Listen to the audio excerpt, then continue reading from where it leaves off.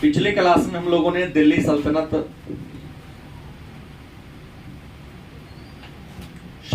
के बारे में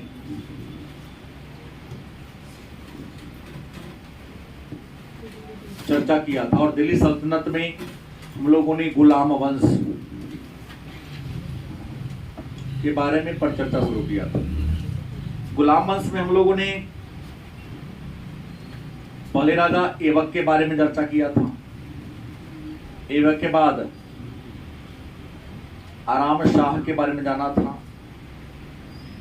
उसके बाद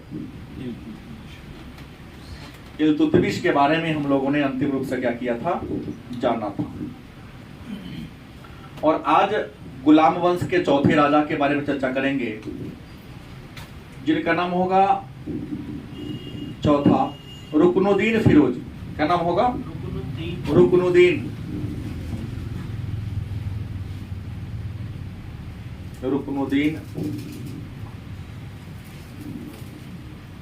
फिरोज के बारे में चर्चा करेंगे। रुकनुद्दीन फिरोज जो 1236 से 1236 ईस्वी तक ही दिल्ली के राज सिंहासन पर विराजमान रहे। 1 वर्ष नहीं मानेंगे इसको आप, 3-4 महीना ही सत्ता को संभाल सका था। कहा जाता है रुकनुद्दीन फिरोज जो गुलाम वंश के तीसरे सुल्तान या गुलाम वंश के वास्तविक संस्थापक इल्तुतमिश का क्या था, बड़ा बेटा था। आपको बता दें कि मुसलमानों में एक परंपरा रही है कि मुसलमान यासा के नियम को मानता है। कौन नियम? यासा का नियम। और यासा के नियम बनाने वाले महान मंगोल नेता चंगेज खान थे। इस परंपरा के अनुसार राजा अपने मरने से पहले अपना उत्तराधिकारी पूरे मंत्री परिषद के सामने घोषित करते हैं। जैसा कि मैंने आपको कहा, औरंगजेब अपने पिता शाहजहां को जेल में रखा, इसमें शाहजहां की थोड़ी सी गलती थी। वहां चर्चा मैं नहीं किया, मैं यहां बताऊंगा। क्योंकि शाहजहां ने यासा के नियम का उल्लंघन किया था। अचानक 1500-1655 में उनके बीमार हो जाते हैं। बीमार होने के कारण देखा कि औरंगजेब तो दक्षिण भारत में है, एक बेटा बंगाल में है, उनके साथ उनका बेटा दारा सिकोही था। उनको लगा अचानक हम क्या हो जाएंगे, मर जाएंगे। बीमारी इतनी तेज हो गई थी। उन्होंने यासा के नियम का उल्लंघन करते हुए बिना मंत्री परिषद या चंगेज खान की भाषा में कुटिलताई कर सकते हैं, बिना कुटिलताई का बैठक बुलाए उन्होंने आनन फानन में अपना उत्तराधिकारी दारा सिकोह को कर दिया था, घोषित कर दिया। सेम कंडीशन, मतलब यासा के नियम का उल्लंघन किया। उसमें भी यह नियम है, हालांकि उल्लंघन किया नहीं, ठीक है किया था कि राजा के मरने के बाद राजा का बड़ा बेटा ही राजा बनेगा। लेकिन इसी बात को पूरे मंत्री परिषद के सामने, पूरी सभासद के सामने तय करना होता है, गुप्त रूप से नहीं करना होता है। केवल एक ही उन्होंने त्रुटि किया। लेकिन इल्तुतमिश जो गुलाम वंश के तीसरा राजा थे, ये गुलाम वंश के वास्तविक संस्थापक थे। इनके बड़े बेटा का नाम था रुकनुद्दीन फिरोज। लेकिन इल्तुतमिश अपने शासन काल में ही यासा के नियम, मतलब उत्तराधिकार के परंपरा को तोड़ते हुए अपना उत्तराधिकारी अपनी बेटी रजिया को घोषित किया था। किसे? रजिया कुर्सी पर आ गई, सुल्तान उन्होंने उपाधि धारण कर लिया। लेकिन इल्तुतमिश की जब क्या होते मृत्यु हो जाती है, तो इल्तुतमिश के मरने के बाद दिल्ली के सरदारों की सहायता से या कुछ अन्य सरदारों की सहायता से इल्तुतमिश का बड़ा बेटा रुकनुद्दीन फिरोज दिल्ली के राज सिंहासन पर विराजमान हो जाता है। मन में एक प्रश्न होगा कि जब इल्तुतमिश का बड़ा बेटा ऑलरेडी था तो उन्होंने अपनी पुत्री को अपना उत्तराधिकारी क्यों घोषित किया? इसको घोषित करने के पीछे बात यह था कि रुकनुद्दीन फिरोज बड़ा ही विलासी प्रकृति का था। शासक बनने की योग्यता उनके अंदर नहीं थी। इल्तुतमिश को लग रहा था कि कहीं न कहीं ये राजा बनेगा, तो हमारे विरासत को क्या कर देगा, ये बर्बाद कर देगा। जो हमने दिल्ली सल्तनत को यहाँ तक लाने का काम किया, गुलाम वंश की जो ख्याति फैली हुई है, सारे ख्याति को क्या कर देगा ये। उन्हें लगा इस बात को कि यह मेरे राजा बनने के लायक नहीं, इसलिए कर दिया। लेकिन जैसे ही इल्तुतमिश की मृत्यु होती है तो कुछ अमीरों ने, सबने नहीं, कुछ अमीरों ने रजिया के अनुपस्थिति में ही रुकनुद्दीन फिरोज को क्या कर दिया, गद्दी पर क्या कर दिया, बैठा दिया। क्योंकि रुकनुद्दीन फिरोज बिलासी था, अयोग्य था। सत्ता पर तो रुकनुद्दीन फिरोज ही बैठा, लेकिन इसकी जो मां थी ना, निम्न वर्णीय थी। नहीं, शाह तुर्कान उनका नाम था। क्या नाम था? शाह तुर्कान। सुंदर थी, इस वजह से इल्तुतमिश ने इससे ब्याह कर लिया था। लेकिन राज परिवार में विवाह करने के लायक वो महिला नहीं थी, क्योंकि पहले राजा भी शादी करते तो जैसे आजकल तो चमड़ी का रंग देखकर लोग पसंद कर लिया करते हैं। चमड़ी के रंग व्यक्तित्व की पहचान नहीं है। अगर चमड़ी का रंग पहचान होता तो आज से 20 वर्ष पहले जाइए, जब पिता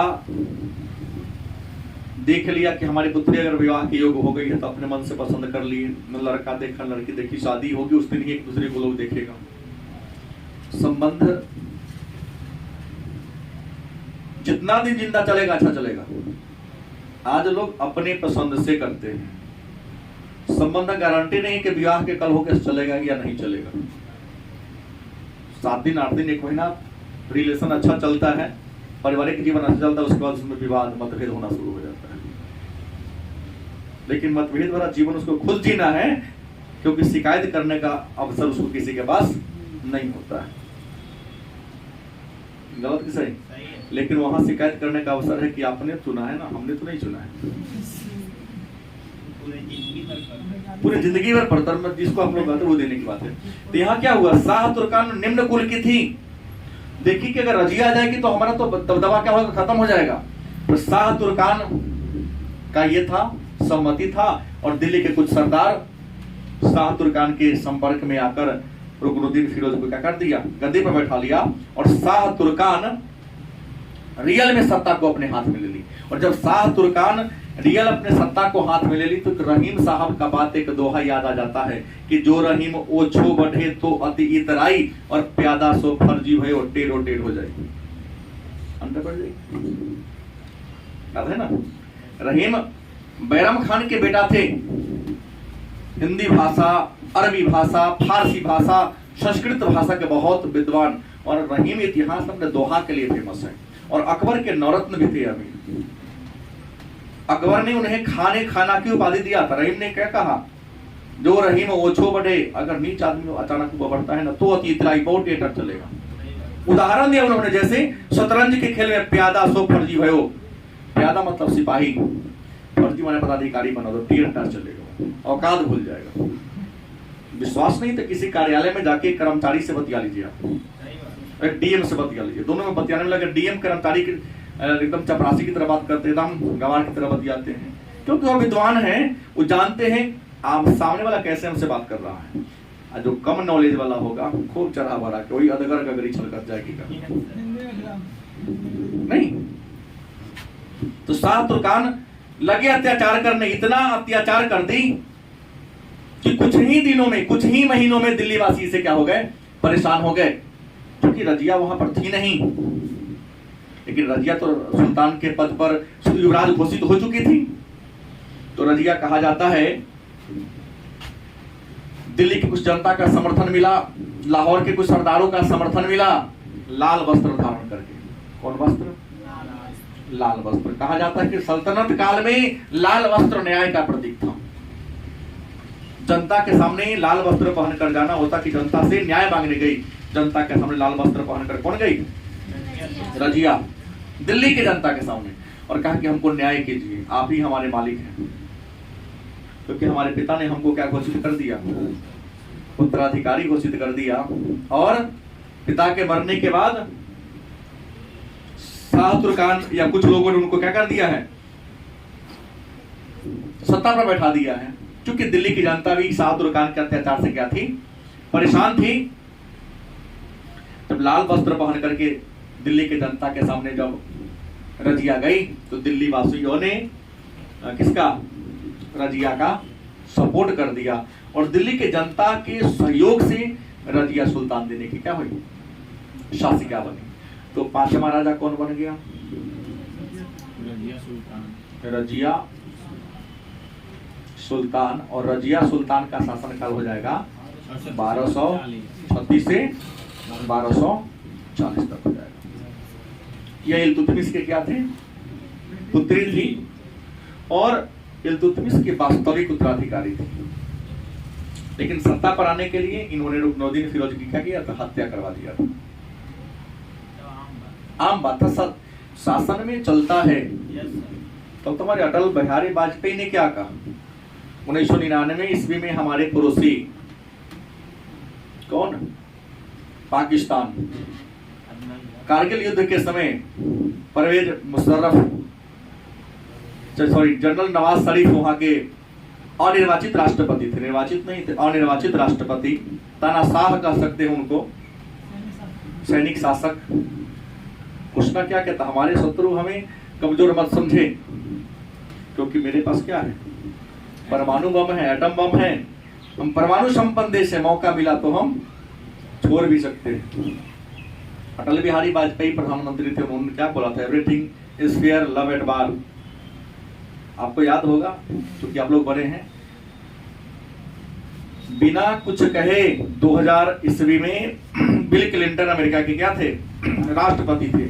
निमंत्रण देने पर कहीं नहीं जाता है वो, कई बार निमंत्रण दोगे तो एक बार स्वीकार करेगा, हाँ मैं आऊंगा, बिना निमंत्रण किया था। केवल अटल जी ने क्या कह दिया कि युद्ध और प्रेम में सब कुछ जायज है, कूटनीतिक सब है, मत तुम छोड़ोगे तो क्या हम चुप रहेंगे। भाई तुम्हारे पास तो 5 टन का है या मेरे पास 15 टन का है, नहीं तुम 5 पटकोगे, तुम्हारा इतना कहा था कि 2 करोड़ हमारी आबादी जाएगी, लेकिन कल तो पाकिस्तान मानचित्र में थोड़ी ना होगा, एक ही में सुबह में नहीं दिखेगा।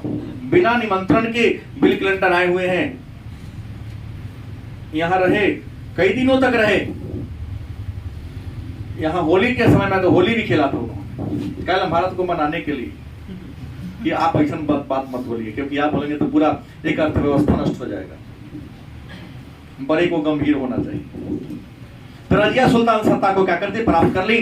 तो प्रश्न आता है कि दिल्ली की पहला शासक या शासिका जिन्हें दिल्ली की जनता ने चुना, रजिया थी। क्या जनता के द्वारा चुना गया दिल्ली की पहली शासिका कौन थी, और दिल्ली के राज सिंहासन पर बैठने वाली पहली और अंतिम महिला शासिका, क्योंकि रजिया से पहले किसी महिला ने दिल्ली पर न राज किया और रजिया के मरने के बाद भी किसी ने दिल्ली पर राज नहीं किया। लेकिन एक बात है, जैसे ही रजिया दिल्ली की सत्ता पर बैठी, अनेक सारे विरोधी रजिया के विरुद्ध में क्या करने लगी, हाथ उठाना शुरू कर दिया। क्योंकि ये क्या थी, ये औरत थी। कई लोगों ने महिला होने पर भी इसका विरोध करा, हम महिला के नियंत्रण में रह के काम करेंगे, उसके आदेश को फॉलो करेंगे, क्योंकि हमारे रामधारी सिंह दिनकर अर्धनारीश्वर शीर्षक में लिखते हैं, नहीं लगता है कि पुरुष अगर महिला वाला गुण अपने अंदर लेगी तो उनके पुरुषत्व में क्या हो जाएगी, कमी आ जाएगी, पट्टा लग जाएगा। तो प्रश्न क्या है कि रजिया के सत्ता पर आते ही बहुत सारे सरदारों ने इनका विरोध करना शुरू कर दिया। रीजन क्या था, महिला होना। लेकिन रजिया इस बात का परवाह नहीं किया और बिना परवाह किए एक नया काम किया कि मर्दों के भेष में दरबार में पहुंचने लगे। कुब्बा, क्या वो कुल्लाह, कोट और टोपी, क्योंकि सूट सलवार सूट पहन के जाना या बुर्खा पहन के जाना तो शासन करने में परेशानी होगी ना। तो कुब्बा और कुल्लाह, कोट और टोपी पहनकर दरबार में हाजिर होना क्या कर दिया, शुरू कर दिया। हाँ, पर्दा प्रथा के युद्ध में। और तुर्की और गैर तुर्की, अनेक सारे तुर्की व गैर तुर्की, तुर्की मतलब तुर्क के, और गैर तुर्की मतलब जो तुर्क का न हो, वैसे सरदार को ऊंचे ऊंचे पर बैठाना शुरू कर दिया है। इनको लगा कि कुछ तुर्की सरदारों को और गैर तुर्की माने दिल्ली के सरदारों को ऊंचे ऊंचे पद पर बैठेंगे तो मेरा क्या हो जाएगा, समर्थक हो जाएगा, और हमारे विरुद्ध जो विद्रोह चल रहे हैं वो विद्रोह क्या हो जाएगा, बंद हो जाएगा। इस क्रम में कई जैसे बड़े बड़े पदाधिकारियों को, तुर्की के बड़े बड़े सरदारों को ऊंचे ऊंचे पद पर बैठाया, सबको तो बैठाया, लेकिन एक विद्रोह इनके लिए जबरदस्त हो गया। तब हिंद का एक अक्तादार था, नाम था अल्तुनिया, एक इन्हीं का राज था। तवर हिंद का अक्तादार इक्तदारी पर था, इल्तुतमिश ने शुरू किया था, इनके पिता ने। तवर हिंद का अक्तादार कौन था, अल्तुनिया। विद्रोह कर दिया कि नहीं, हम दबाना मेरे बस की बात, मतलब महिला के नियंत्रण में रह के काम करना मेरे बस की बात नहीं। लेकिन रजिया थोड़ी सी बुद्धिमान थी, अल्तुनिया के विद्रोह को दबाने गई, लेकिन विद्रोह दबाने में सक्षम नहीं हुई। तो अंत में अल्तुनिया से क्या कर लिया था, इसने विवाह कर लिया था, और विवाह करके इसके विद्रोह को क्या करने का काम किया था, दबाने का काम किया था। लेकिन कहा जाता है कि विवाह करके ही पुनः दिल्ली को क्या हो रही थी, आ रही थी। तो दिल्ली को आने के क्रम में कुछ डाकुओं ने इनको क्या कर लिया था, घेर लिया था। आज डाकुओं ने घेर कर रजिया की क्या कर दिया था, हत्या कर दिया था। अल्तुनिया भी बाद में उनकी भी हत्या कर दी गई थी। और रजिया के मरने के बाद अगला जो राजा बने, छठा कौन बने, बहराम शाह। नाम से लगता बहराम, बहुत आराम करने वाला राजा नहीं, बहराम नहीं, बहुत आराम करने वाला राजा रहा होगा। नाम पड़ गया बहराम शाह। 1240 ईस्वी से 1242 ईस्वी तक बहराम शाह का क्या रहा है, शासन काल रहा था। कहा जाता है कि रजिया के काल में कुछ सुल्तान, कुछ सरदार थोड़ा अपना दबदबा आगे की ओर क्या कर रहे थे, बढ़ा रहे थे। लेकिन जब बहराम शाह सत्ता को प्राप्त किया तो थोड़ा आम राम तलवी थे, शासक बनने की कोई खास योग्यता इनके अंदर क्या थी, नहीं थी। तो इन्होंने सत्ता प्राप्त करते ही अपना सभी अधिकार तुर्की सरदारों के हाथ में सौंप दिया, और तुर्की सरदारों के हाथ में सौंपते हुए एक नया पद का सृजन किया। उस नया पद का नाम था नायब। क्या नाम था, नायब, जिसको नायब को हम नायब ए मुमलिकात के नाम से भी जानते हैं। नायब नामक एक पद का क्या किया, सृजन किया। और इस पद पर नायब का मतलब प्रधानमंत्री, हाँ, राजा के बाद सबसे बड़ा राजा ही बना दिया। नायब के पद का सृजन किया, और नायब के पद पर इतगीन नामक, इसको इतगीन नामक व्यक्ति को क्या कर देता है, बैठा देता है। एक पद गुजरेगी। तो हम लोग चर्चा कर रहे थे किसके बारे में, बहराम शाह ने अपना सारा पावर एक पद में सौंप दिया। वो पद का नाम क्या था, नायब, या नायब में मुमालिकात, मतलब कैसे तो उपराजा। राजा के रहते हुए ही राजा के सारे अधिकारों का उपयोग यही करते थे। कहा जाता है इतगीन को दे दिया, और इतगीन थोड़ा सा अपने पद का, अपने ओहदा का क्या करना शुरू कर दिया, दुरुपयोग करने लगा। इतना ज्यादा दुरुपयोग किया कि बादशाह को या सुल्तान को तंग होकर, परेशान होकर इसकी क्या करना पड़ा था, हत्या करवाना पड़ा था। इतगीन के मरने के बाद नायब का पद बदरुद्दीन शंकर, नायब का पद किसको दे दिया, बदरुद्दीन शंकर। नाम सुनेंगे रूमी खान, ये नाम आप लोग जानते होंगे। इनका रियल नाम था बदरुद्दीन शंकर उर्फ रूमी खान के हाथ में आया। रूमी खान तो इतगीन से भी ज्यादा बदमाश निकले, क्योंकि सत्ता प्राप्त करते ही लोग थोड़ा सा अभिमान में आ जाता है, नहीं?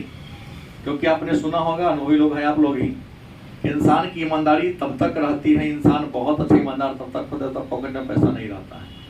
पॉकेट में पैसा आते ही, पावर मिलते ही सारी ईमानदारी नैतिकता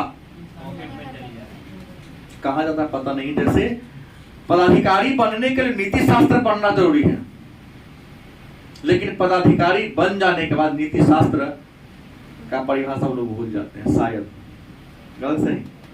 नैतिकता नीति शास्त्र किताब के पन्ना में ही दबके का होता रह जाता है। तो प्रश्न, इन्होंने भी सत्ता को प्राप्त करते ही अपना रूप दिखाना शुरू कर दिया। अंत में इनकी भी क्या कर दी गई थी, हत्या करा दी गई थी। लेकिन 1241 की कहानी है कि 1241 ईस्वी में पंजाब पर मंगोलों ने क्या कर दिया था, आक्रमण कर दिया था। बहराम शाह के काल में लाहौर को बढ़िया से क्या किया था, लूटा था, और बहराम शाह से कुछ हो नहीं सकता था। पंजाब लाहौर मंगोलों के कब्जा में आ गया। परिणाम क्या हुआ, 1242 ईस्वी की कहानी है। तुर्की के अमीरों ने विद्रोह कर दिया। तो सही, इसी मंगोल आक्रमण को दबाने में असक्षम रहे। पंजाब को लूट लिया गया, लाहौर को लूट लिया गया, लेकिन बहराम शाह मुकदर्शक बनते रह गए। तो तुर्की के अमीरों ने 1542 में क्या कर लिया, विद्रोह कर लिया, और 1542 में ही तुर्की के अमीरों ने बहराम शाह की क्या कर दिया, हत्या कर दिया। और इनकी हत्या करके इनके पौत्र, पौत्र माने क्या होता है, पोता, इनके पौत्र अलाउद्दीन मसूद शाह, सातवां होगा अलाउद्दीन मसूद शाह, जो बहराम शाह का क्या था, पोता था। मसूद शाह,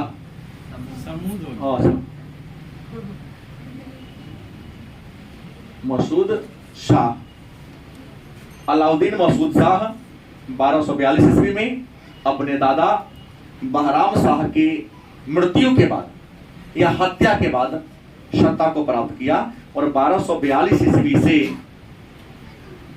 1246 ईस्वी तक इन्होंने दिल्ली के राज सिंहासन पर अपना दबदबा बनाए रखा। लेकिन इन्हें सुल्तान के पद पर बैठाया किसने, तो तुर्की के अमीरों ने। अमीरों की सहायता से सत्ता को प्राप्त करने वाला दिल्ली का पहला सुल्तान अलाउद्दीन मसूद शाह। क्या तुर्की के अमीरों ने ही बहराम शाह की हत्या किया और इसके पोता को राजा बना दिया। लेकिन अमीरों ने इस शर्त पर राजा बनाया अलाउद्दीन मसूद शाह को कि तुम राजा बनते ही सारी शक्ति किसको दे दोगे, नायब के हाथ। मतलब तुम केवल ठप्पा लगाओगे नहीं, मोहर मारना है, सिग्नेचर करना है, बाकी सारा डिसीजन तुर्की के अमीर ही करेगा। मतलब नायब के पक्ष में अपनी सारी शक्ति को त्यागोगे। ऐसा मंजूर है तो मैं आपको राजा बनाऊंगा, ऐसा मंजूर नहीं तो राजा। अब क्या बात, राजा बनने के लिए नहीं, सकार लिया और राजा बनते ही अपनी सारी शक्ति नायब के हाथ में सौंप दी। इसलिए विद्वान कहते हैं कि अमीरों की सहायता से सत्ता को प्राप्त करने वाला दिल्ली का पहला सुल्तान अलाउद्दीन मसूद शाह था। लेकिन कहा जाता है नायब का पद मिले किसे, सबका एकता होता है, लेकिन ताकतवर और विद्वान में एकता जल्दी नहीं होता है। नहीं, विद्वान का जल्दी समूह नहीं बनता है, और ताकतवर लोग भी ग्रुप में जल्दी क्या होंगे, नहीं होंगे। अब नायब के पद के लिए विवाद छिड़ गया कि वो कहा कि नायब हम बनेंगे, वो कहा कि नायब हम बनेंगे। क्योंकि जैसे मोहम्मद गौरी के मरने के बाद उनका 3 गुलाम एलदौज, कुबाचा और एबक तीनों एक से बढ़कर एक था, विवाद कर लिया। वैसे ही अलाउद्दीन मसूद शाह के काल में इसके सभी सरदार आपस में क्या करने लगे, विरोध करने लगे थे कि हम बनेंगे सुल्तान तो हम बनेंगे सुल्तान। लेकिन यहां पर एक कहानी हुई। कहानी यह हुई कि मलिक कुतुबुद्दीन हसन, कौन, नायब का पद मिला किसे, मलिक कुतुबुद्दीन हसन को यह पद दिया गया। ले जाओ, मलिक कुतुबुद्दीन हसन को यह पद ले जाओ। लेना। हम बोल नहीं पढ़ाएंगे तो पिएंगे हम क्या। मलिक कुतुबुद्दीन हसन को यह पद दे दिया गया। अब कहा जाता है कि मलिक कुतुबुद्दीन हसन इस पद को प्राप्त कर लिया और सत्ता को कुछ दिन तक संभाला, लेकिन मतभेद के कारण हुआ कि पद अदला बदली होता रहा। कुछ दिन तुम खुश रहो, जैसे गठबंधन की सरकार में कैसे होती है। हाँ, गठबंधन की सरकार माने मजबूरी की सरकार, अगर सही माना जाए तो। इसमें बार बार मंत्रिमंडल का हेर फेर, मंत्रिमंडल का विस्तार होते रहता है। और मंत्रिमंडल के विस्तार का मतलब क्या, पहले तोरा तो कुछ कह दिलो 5 महीना, अब तू रहा, तू कमाए दूसरों कमाए तो हुआ, क्योंकि चुनाव में भी तो खर्चा किया है। रियल बात यही होता है। यहाँ पर पद का हेर फेर कुछ लोगों को छोड़कर, जो उनकी मजबूरी है, कोई सरकार में आएगा मजबूरी हो तो पद पर जावे करेगा। काबिल कुछ लोग होते हैं, योग्य होते हैं, तो योग्य प्रतिभा पद का मोहताज नहीं होता, पद उसके पास स्वयं जाता है। लेकिन जो अप्रतिभावान लोग हैं, सरकार बनाने में सपोर्ट किया है, तो तुर्की के अमीरों ने सपोर्ट किया था, तो हुआ कि पहले कुतुबुद्दीन हसन को बनाया गया और कुतुबुद्दीन हसन के बाद अबू बकर नामक व्यक्ति को इस पद पर बैठा दिया गया। और बाद में यह पद पुनः एक ऐसे व्यक्ति के हाथ में गया जो गुलाम वंश का तख्ताई पलटने का प्रयास किया, वह था बलबन। इसी अलाउद्दीन मसूद शाह के काल में बलबन को राजनीति में एंट्री मिला। हालांकि इससे पहले अमीर हाजिब, अमीर आखुर, अमीर शिकार, इन सारे पद पर ये काम कर चुके थे। लेकिन अलाउद्दीन मसूद शाह के काल में इनको नायब के पद पर आने का क्या हुआ, अवसर मिला। जो हो बिना षड्यंत्र के ना होगा। बलबन जैसे ही सत्ता पे आया, मतलब नायब के पद पर आया, राजा के मोहर का यूज करना शुरू कर दिया। इस बात की जानकारी सबको हो गई कि मनमानी शुरू करना शुरू कर दिया है, तो इन्होंने अलाउद्दीन मसूद शाह को बलबन ने क्या कर दिया था, हत्या करवा दिया था। और हत्या करवाने के बाद अगला जो दिल्ली का राजा बना वो था गयासुद्दीन बलबन। गयासुद्दीन बलबन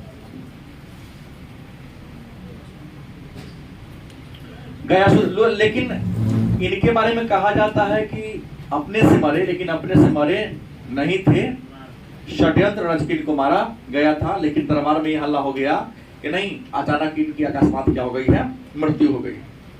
लेकिन बलबन ने ही करवाया था। और बलबन करवाया कैसे, जान लीजिए कि गयासुद्दीन बलबन पहले अलाउद्दीन मसूद शाह के शासनकाल में सुल्तान के पद को प्राप्त किया था, सॉरी नायब के पद को प्राप्त किया।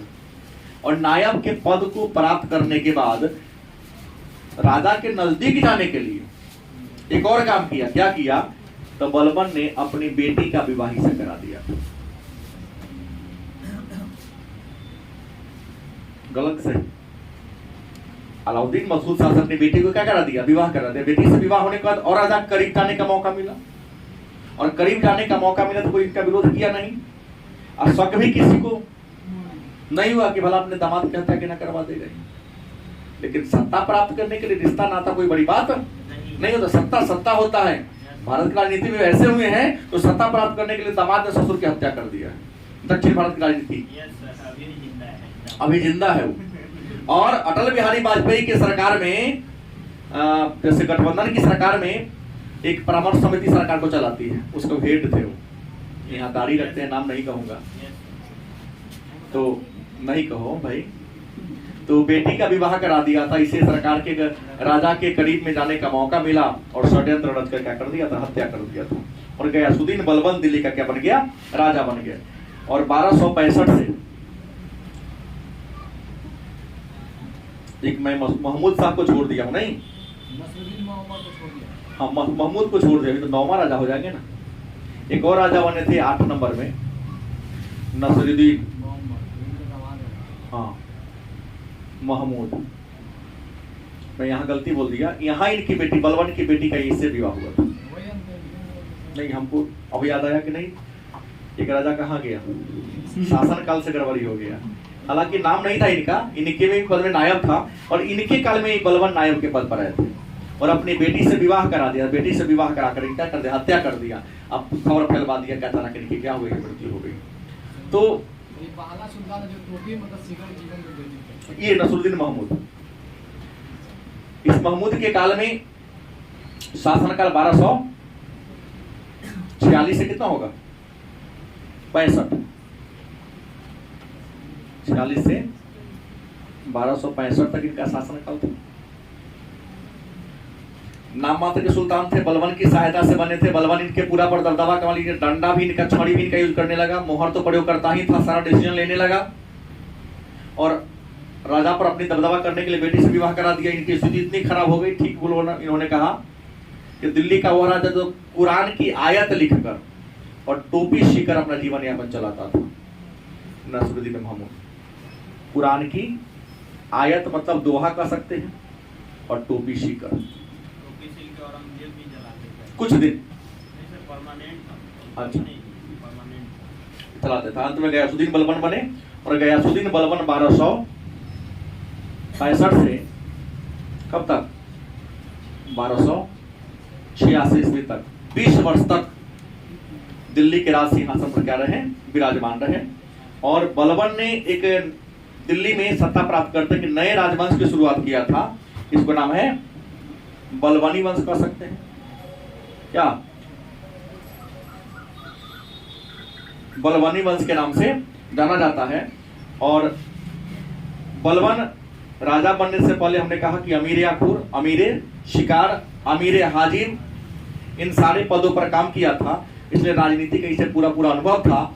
और सबसे महत्वपूर्ण बात कि इल्तुतमिश ने जिस चालीसा का गठन किया था, उस चालीसा का भी एक सदस्य के रूप में बलबन ने क्या किया था, काम किया था। तो दिल्ली की पूरी राजनीति इनके अंदर क्या था, भरा हुआ था। कहा जाता है सत्ता प्राप्त करने से पहले गयासुद्दीन बलबन भी क्या था, एक गुलाम था। बलबन क्या था, यह गुलाम था। और इसको गुलाम से खरीदा किसने ना था, तो ख्वाजा जमालुद्दीन ने, ख्वाजा जमालुद्दीन नामक व्यक्ति ने इसको दास बाजार से खरीदा था। और कहां के दास बाजार, तो बगदाद के दास बाजार से, बगदाद के दास बाजार से खरीदा था। लेकिन इस ख्वाजा जमालुद्दीन से बलबन को किसने, इल्तुतमिश ने खरीद लिया था। किसने किया था, खरीदा था। तो अगर सही देखा जाए तो बलबन गुलाम था इसका, इल्तुतमिश का। और बलबन को इल्तुतमिश ने किससे खरीदा था, ख्वाजा जमालुद्दीन ने। और ख्वाजा जमालुद्दीन बलबन को कहां से खरीद के लाया था, तो बगदाद के दास बाजार से खरीदा था। और कब खरीदा, तो कहा जाता है कि 1266 ईस्वी के, सॉरी 1235 में इसको खरीदा, ग्वालियर जीतने के बाद। इल्तुतमिश ने 1235 में ग्वालियर जीतने के बाद बलबन को क्या करता था, खरीदा था। और हमने पहले ही कह दिया, अमीर याखूर के पद पर दिया, अमीर शिकार पद पर बैठाया, फिर अंत में चालीसा के पद पर क्या कर दिया, बैठा दिया। और कहा जाता है कि बलबन को इल्तुतमिश ने एक विद्रोह को दमन करने के लिए भेजा था। वह विद्रोह लखनौती में हो गया था। लखनौती में जो विद्रोह हो गया था, उस लखनौती के विद्रोह को दबाने के लिए कौन गया था, बलबन ही किया गया था। और कहां हुआ था, लखनौती बंगाल में पड़ता है। इस विद्रोह को तुगरील खान ने विद्रोह किया था। तुगरील खान बंगाल में पड़ता है। उग्र विद्रोह था, लेकिन बलबन अपनी योग्यता से क्या कर दिया, दबा दिया था। इनको दास्ता से विमुक्त कर दिया गया था। और बलबन जब सत्ता को प्राप्त किया तो इसका सबसे बड़ा विरोधी कौन था, मेवाती। मेवाती इनका बड़ा विरोधी था। तो मेवातियों का दमन करने के लिए इन्होंने रक्त व लौह, लौह को फौलाद भी कहा जाता है, रक्त और फौलाहत के नीति का इन्होंने अनुसरण किया था। राजा बनने के बाद कहा जाता है कि बलबन अपने गुलाम था, लेकिन राज दरबार की शोभा को ईरानी पद्धति पर क्या क्या सजाया था। अपने की पहले के राजाओं की स्थिति को देखकर इन्होंने कुछ परंपरा लागू कर दिया था कि हमारा जो भी सरदार हमारे सामने मिलने आएगा, सजदा वो पैबोस को करेगा। सजदा का मतलब होता है घुटना के बल झुकना, और पैबोस का मतलब था पैर को चूमना। क्योंकि इसके मन में आ गया था कि जैसे ही मेरा कोई सरदार मेरे सामने आएगा और मेरे पैर को चूम लेगा, तो गारंटी है हमारे प्रति जो उसके मन में द्वेष होगा ऑलरेडी खत्म होगा। इतना ही नहीं, जो एक बार झुक गया हमारे साथ उठने की उसकी औकात नहीं हो सकती। और इन्होंने एक नया परंपरा भी शुरू किया, नवरोज। पारसियों का त्योहार था, नवरोज परंपरा को शुरू किया। उसके अलावा इन्होंने हलाकू, मंगोलों के महान नेता हलाकू के दरबार में अपना क्या भेजा था, राजदूत भेजा था। सोचे कि मंगोलों से मेरा रिलेशन अच्छा रहेगा तो हमारा राज्य क्या रहेगा, सुरक्षित रहेगा। इन्होंने सेना को मजबूती प्रदान किया, और सेना को मजबूती करने के लिए वृद्ध सैनिक को पेंशन देकर मुक्त कर दिया, ताकि बूढ़ा सैनिक को अगर सीधे हटा देंगे तो विरोध हो सकता है, नया सैनिक जो है वो भी विरोध करेगा। तो जो भी बूढ़े सैनिक हो गए थे उनको क्या दिया, पेंशन दिया, माने आधा वेतन देकर तुम घरे बैठो, तुमको लड़ने की कोई जरूरत नहीं है। और सैनिकों को नगद वेतन देने की क्या क्या परंपरा शुरू किया। और इन राजाओं के काल में हमेशा राज दरबार में षड्यंत्र रहता था। उन षड्यंत्रकारियों का पता लगाने के लिए इन्होंने एक नया डिपार्टमेंट खोला, गुप्तचर विभाग। और गुप्तचर विभाग को नया नाम दिया दीवाने बरीद। क्या नाम दिया, माने बरीद नामक एक गुप्तचर विभाग की स्थापना किया था। और इसका ड्यूटी क्या था, तो जितने भी इनके कर्मचारी थे उन्हें सारे कर्मचारियों पर नजर रखना था। 1285 ईस्वी की कहानी है कि इनके शासन काल में मंगोलों का इंडिया पर अटैक हुआ था। 1285 में मंगोल के एक महान नेता थे, नाम था तमर। क्या नाम था, तमर के नेतृत्व में मंगोलों का इंडिया पर क्या होता है, आक्रमण होता है। और इनके बड़े बेटा का नाम क्या था, इकबाल। क्या नाम था, इकबाल इनके बड़े बेटा का नाम था। और बलबन ने अपना युवराज घोषित कर दिया था कि मेरे मरने के बाद मेरा बेटा इकबाल ही क्या बनेगा, राजा बनेगा। और अपने पुत्र इकबाल से बलबन बहुत प्रेम करता था। कहा जाता है कि 1285 में जब मंगोलों का तमर के नेतृत्व में आक्रमण हुआ, तो तमर से या मंगोलों से लड़ते हुए इकबाल की 1285 में क्या होती है, मृत्यु हो जाती है। कहा जाता है कि बलबन को जब उनके बेटे की मृत्यु का समाचार आया तो सदमा को बर्दाश्त नहीं किया। आप यो समझो, या तो उसका हार्ट अटैक हुआ या वो कोमा में चला गया। उनका स्वास्थ्य पूर्णतः क्या होता है, गिर जाता है। और बलबन का स्वास्थ्य जब गिर पड़ता है तो बलबन ने अपना उत्तराधिकारी अपने पौत्र को घोषित किया था। किसको घोषित किया था, पौत्र को। और इनके पौत्र का नाम क्या था, कै खुसरो। क्या नाम था, कै खुसरो। बलबन का क्या था, पोता था, और इकबाल का ही बेटा था। अपना उत्तराधिकारी घोषित किया। और 1286 ईस्वी में बलबन की क्या होती है, मृत्यु हो जाती है। बलबन ने अपने काल में कुछ नया काम भी किया था, जैसे राजत्व में देवत्व का सिद्धांत, जो सीधा कर दिया कि जो राजा है धरती पर ईश्वर के क्या है, प्रतिनिधि। राजा अगर आपको कोई दंड देता है तो राजा की इच्छा नहीं है, ईश्वर की क्या है, इच्छा है। और बलपूर्वक लागू किया, मतलब इन्होंने, बलबन ने राजा को खुद धरती पर नियाबते खुदाई कहा। क्या कहा, नियाबते खुदाई। और नियाबते खुदाई का मतलब होता है राजा जो है इस पृथ्वी पर ईश्वर का क्या है, प्रतिनिधि है। इस धरती पर पैगंबर के बाद अगर किसी का स्थान है तो किसका है, राजा का है। एक बर्नी इतिहासकार है, बर्नी साहब लिखते हैं बलबन के बारे में कि बलबन कहता था सत्ता राजा के पद को प्राप्त करने के बाद ऐसा हो गया था कि जब भी मैं किसी नीच कुल के व्यक्ति को देखता हूँ या नीच व्यक्ति को देखता हूँ तो हमारे शरीर में खून का गति क्या होता है, तेज हो जाता है और आंख से अंगारा निकलने लगता है। इच्छा करती उसे क्या क्या क्या कत्ल कर दो, हत्या कर दो। मतलब निम्न वर्ग के लोगों को ये देखना पसंद नहीं करता था।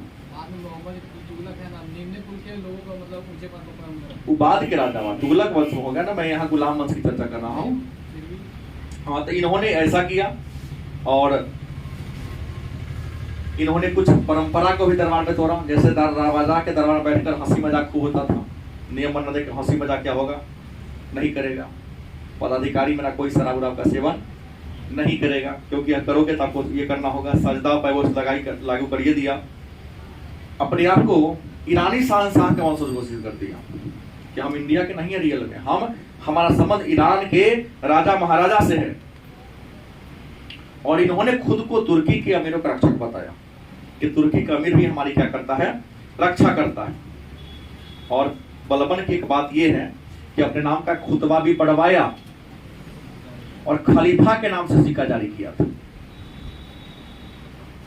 ताकि खलीफा से इनको आशीर्वाद और खिलत की प्राप्ति होता रहे। बलबन के दरबार में एक बहुत बड़े गायक रहते थे जिन्हें हिंदुस्तान का तोता खान से कहा जाता है, अमीर खुसरो। अमीर हसन थे लेकिन फेमस अमीर खुसरो हैं, इसलिए मैंने अपना नाम कह दिया। अमीर खुसरो जिसे तूतीय हिंद, जो इनके निजामुद्दीन औलिया के शिष्य थे, इनकी कब्र ग्वालियर में है। अमीर खुसरो बलबन के दरबार में रहने वाले क्या थे, एक गायक थे। कहा जाता है कि कैकूबाद इन्होंने उत्तराधिकारी घोषित किया था। कैकूबाद राजा बना और कैकूबाद के बाद एक अंतिम राजा कौन बन गया, शमसुद्दीन क्यूमर्स। क्या शमसुद्दीन क्यूमर्स। और यह गुलाम वंश के क्या थे, अंतिम राजा थे। और इनके बाद गुलाम वंश का क्या होता, अंत हो जाता है। अंत होता कैसे, तो शमसुद्दीन क्यूमर्स का जो प्रधानमंत्री था उनका नाम था अलाउद्दीन खिलजी। कौन था, अलाउद्दीन खिलजी। अलाउद्दीन खिलजी ने शमसुद्दीन क्यूमर्स से क्या कर दिया, सॉरी जलालुद्दीन फिरोज खिलजी। जलालुद्दीन फिरोज खिलजी जो शमसुद्दीन क्यूमर्स का प्रधानमंत्री था, वजीर था, उन्होंने राजा की क्या कर दिया, हत्या कर दिया। और हत्या करके गुलाम वंश की जगह पर एक नया वंश की स्थापना की, जिसका नाम क्या है, खिलजी वंश। क्योंकि एक वंश की जगह दूसरा वंश का शासन शुरू होता है दिल्ली में, तो कुछ विद्वान इसे खिलजी क्रांति के नाम से